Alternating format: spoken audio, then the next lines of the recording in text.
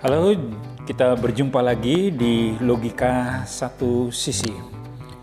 Kementerian Pendidikan dan Kebudayaan telah menetapkan bahwa Asesmen Kompetensi Minimum atau AKM akan digelar pada bulan September sampai dengan bulan Oktober tahun 2021. Nah, di video kali ini kita akan melihat contoh soal untuk siswa SMA.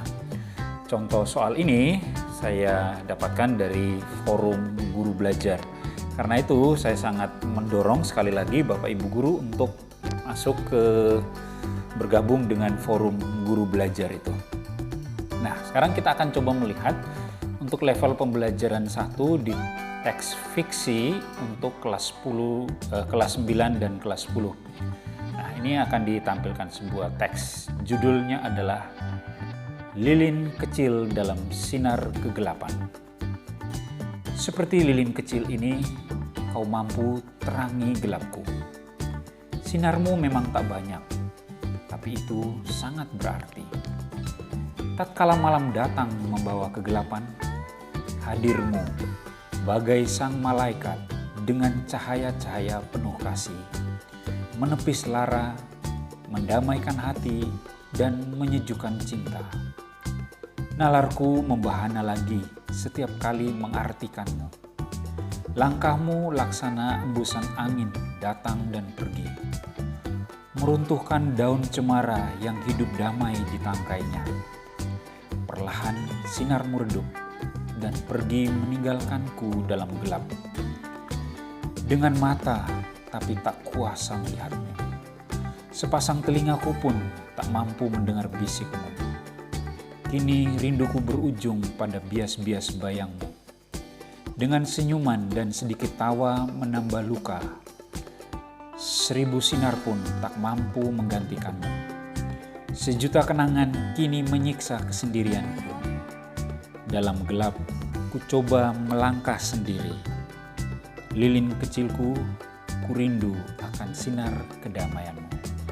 Nah, dari puisi ini, kompetensi yang akan diukur di sini adalah menemukan informasi yang tersurat tentang siapa, kapan, di mana, mengapa, bagaimana pada teks sastra dan teks informasi. Nah, soalnya adalah mengapa penulis menganggap bahwa lilin kecil itu sangat berarti. Nah, kita lihat ini adalah pilihan pertama A. Sinar lilin itu tidak banyak. D. Lilin itu membawa harapan. C. Kehadiran lilin itu dapat meruntuhkan cemara. D. Langkah lilin itu laksana embusan angin. E. Lilin itu dapat menerangi kegelapan. Maka di sini jawabannya adalah E. Lilin itu dapat menerangi kegelapan. Kemudian soal yang kedua, kompetensi yang diukur itu adalah mengidentifikasi kata kunci yang efektif untuk menemukan sumber informasi yang relevan pada teks sastra atau teks informasi. Nah, ini soalnya adalah kalimat atau baris-baris di dalam puisi dapat meninggalkan pengalaman indrawi bagi pembacanya. Pengalaman indrawi ini disebut dengan imaji. Tentukan imaji yang ditimbulkan oleh baris-baris puisi berikut ini. Kalimat yang pertama, menepis lara, mendamaikan hati, dan menyejukkan cinta. Maka imajinya di situ adalah perasaan. Sepasang telingaku pun tak mampu mendengar bisikmu.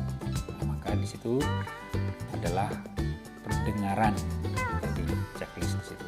Kemudian ketiga, dengan mata tapi tak kuasa melihatmu. Tentu di sini adalah penglihatan.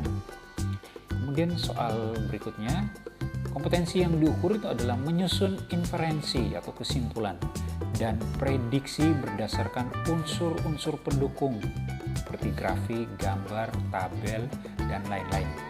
Disertai bukti-bukti yang mendukung di dalam teks sastra atau teks informasi.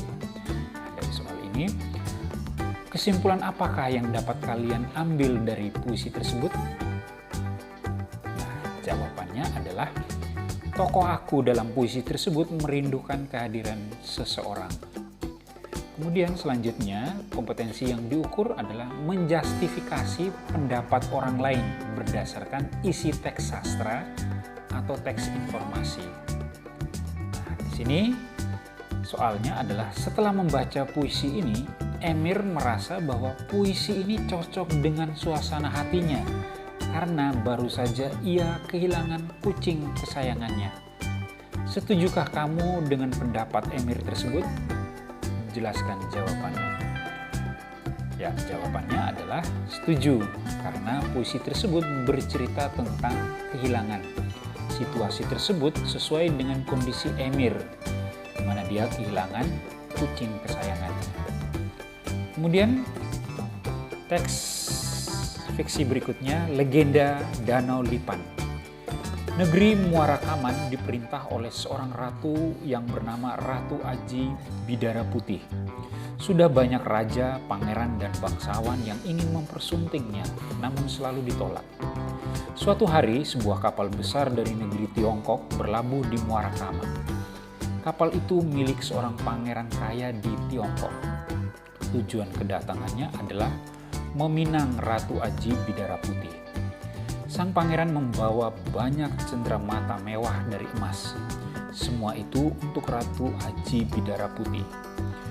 Sambil memberikan cenderamata, mereka menyampaikan pinangan kepada Ratu Aji Bidara Putih.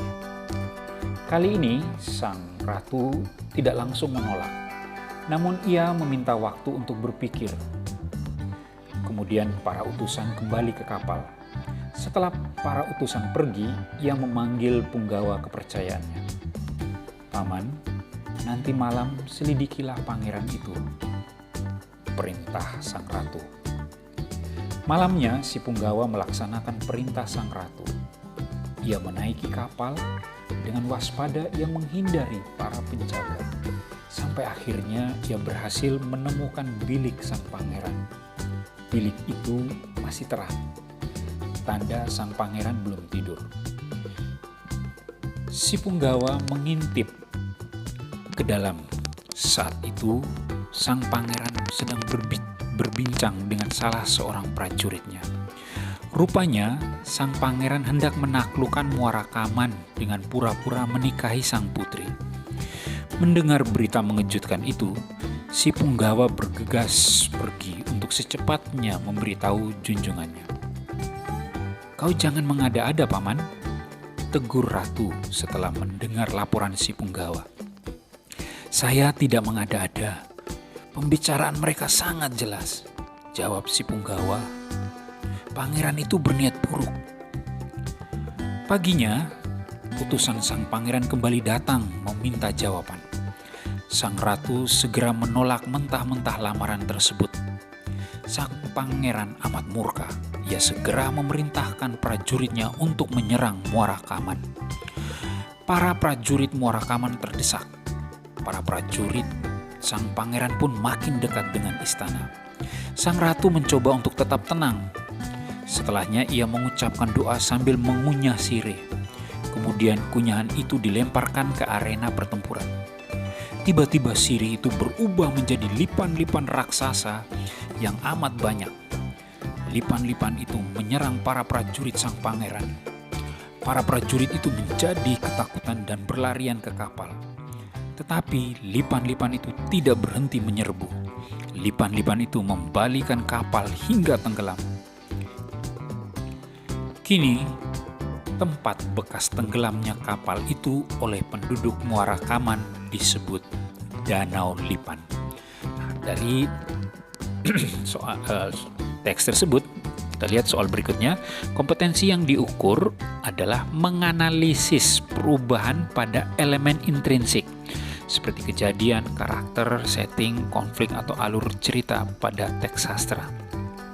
Soalnya berbunyi begini. Mengapa Ratu Aji Bidara Putih menolak pinangan sang pangeran?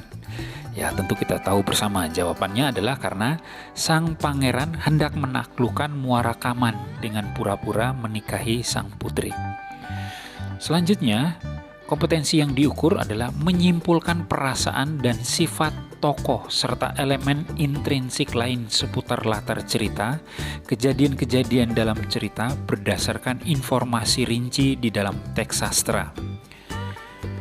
Menurut kalian, setelah membaca cerita tersebut, manakah karakter Ratu Aji Bidarah Putih yang sesuai dengan teks? Nah, di sini kita lihat karakter yang pertama sombong. Nah, ini pasti tidak sesuai. Yang kedua, penuh perhitungan. Ya, sesuai. Kemudian karakter tidak mudah percaya. Ya, sesuai. Kemudian selalu ingin menang sendiri. Nah, ini tidak sesuai. Semena-mena terhadap bawahan. Nah, tidak sesuai juga. Selanjutnya, kita lihat kompetensi yang berikutnya. Menilai kesesuaian pemilihan warna, tata letak, dan pendukung visual lain, grafik, tabel, dan lain-lain dalam menyampaikan pesan atau topik tertentu dalam teks sastra. Nah, soalnya adalah, menurut pendapatmu, apakah ilustrasi cerita ini sesuai dengan isi ceritanya? Jelaskan alasanmu. Nah, ilustrasinya seperti ini. Maka jawabannya adalah sesuai, karena di dalam cerita itu disebutkan ada lipan yang menyerang rombongan, lalu rombongan naik ke atas perahu. Hal itu tergambar dengan jelas dalam ilustrasi tersebut. Nah, ini adalah teks fiksi yang ketiga. Ramin nyaris menjerit, tangannya tertumbuk, dahan hanyut saat buru-buru sembunyi di dalam pelukan akar. Untung ia segera melihat dahan itu. Hampir ia mengira dahan itu adalah mulut buaya yang siap menelan lengannya. Teringat lagi ia pada Aco. Sejak semusim lalu ia ikut Dadan karena hasil cengkehnya tak bagus. Sementara tengkulaknya minta selalu dibayar. Aco tertangkap petugas saat adu mulut di warung nasi lemak lantaran ia mengumpat pada preman yang menutupi jalan. Hari itu memang perpaduan nasib sial jatuh di hadapan Aco. Umpatannya didengar preman, adu mulut terjadi, dan petugas sedang lewat. Apes, Aco lalu dibawa petugas, digiring bagai ternak ke tengah lapangan, dipukuli dengan bengis saat mencoba kabur, ditanyai macam-macam, didenda hingga ia tak sanggup bayar, diambil hasil kerjanya satu musim, dideportasi, pulang ke rumah dengan tangan hampa, ditunggu tengkulak pula. Bah, hilang sudah satu kebun cengkeh dirundung sial. Gara-gara Aco juga, petugas kini memburu Ramin dan Dadan. Ternyata Dadan memang sudah dicari-cari petugas karena beberapa kali memasukkan tenaga kerja tanpa izin. Ramin memang tak berpikir panjang saat berangkat kerja dengan Dadan. Yang penting, ia bisa membawa pulang uang untuk menikahkan anaknya, buat pengobatan sakit gula ayahnya. Dan sisanya bisa ia belikan mesin cuci yang saben hari diminta istrinya. Ramin tak mau nasib nahas Aco terjadi pada dirinya. Wajah semeringah anak gadisnya sudah terbayang girang menyambutnya dengan ransel penuh uang. Bunyi langkah mendekat pelan. Ramin membeku, sekuat-kuatnya menahan napas. Baginya lebih baik tak bernapas daripada tertangkap petugas-petugas berwajah garang itu. Bisik-bisik makin kencang. Ramin memutar otak. Kalau mereka melihat rumput-rumput rebah itu, atau kalau ada 1-2 orang cukup jitu tembakannya, mungkin mereka bisa yakin kalau pelarian yang mereka kejar bersembunyi di antara akar pohon. Nah, dari naskah ini kita lihat kompetensi yang diukur adalah menilai tujuan penulis dalam menggunakan diksi dan kosakata pada teks sastra sesuai jenjangnya. Soalnya, dalam konteks cerita tersebut, apa yang dimaksud dengan kalimat Ramin membeku? Ya, jawabannya pasti Ramin tidak bergerak sama sekali. Kemudian yang berikut. Kompetensi yang diukur menilai elemen intrinsik seperti karakterisasi, alur cerita, maupun latar, serta autentisitas penggambaran masyarakat pada teks sastra. Soalnya berbunyi demikian. Dalam konteks cerita tersebut, kejadian apa yang paling minimal harus ditambahkan penulis untuk melengkapi cerita tersebut? Nah, kejadian apa ini ya? Nah, mari kita lihat pilihannya. A. Pengenalan situasi cerita. B. Penyelesaian konflik. C. Peningkatan masalah. D. Munculnya konflik. E. Puncak konflik. Nah, kalau kita lihat baca dengan cermat tadi, maka unsur yang harus ditambahkan untuk melengkapi itu adalah penyelesaian konflik. Karena Ramin apakah tertangkap atau tidak dijelaskan di situ. Ya, jadi jawabannya adalah B. Nah, demikianlah video kita kali ini. Semoga dengan adanya soal ini Bapak Ibu mulai memperbaiki pembelajarannya sehingga dapat mempersiapkan peserta didiknya agar memiliki kompetensi literasi yang memadai. Selanjutnya di video yang akan datang kita akan mencoba bersama melihat soal non-fiksi atau teks informasi. Jadi pastikan Anda selalu berada di channel ini untuk mendapatkan informasi selanjutnya. Cogito ergo sum. Aku berpikir, karena itu aku ada. Sampai jumpa.